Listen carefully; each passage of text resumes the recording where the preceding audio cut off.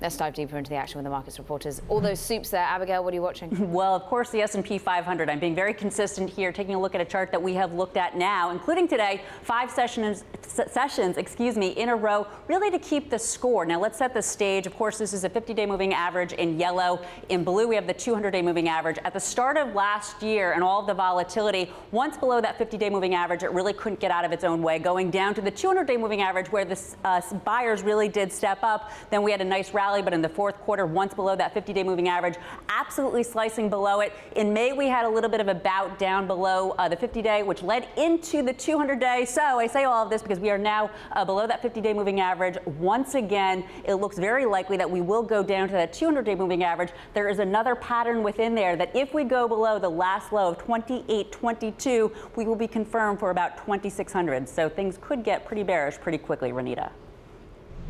Abigail, things definitely could get bearish. And right now I'm taking a look at one of the biggest stories of the day, the 2-10 yield curve inversion. Take a look at this chart right now and see that global economic slowdown worries, they really did continue as that inverted gap in rates for 2- and 10-year treasuries fell for the first time since, or it was at the lowest for the first time since 2007. This is often a precursor to a recession, normally leads by about a year and a half, and it shows that longer term growth concerns while the Fed's 2.25% rate helps support yields on the shorter end.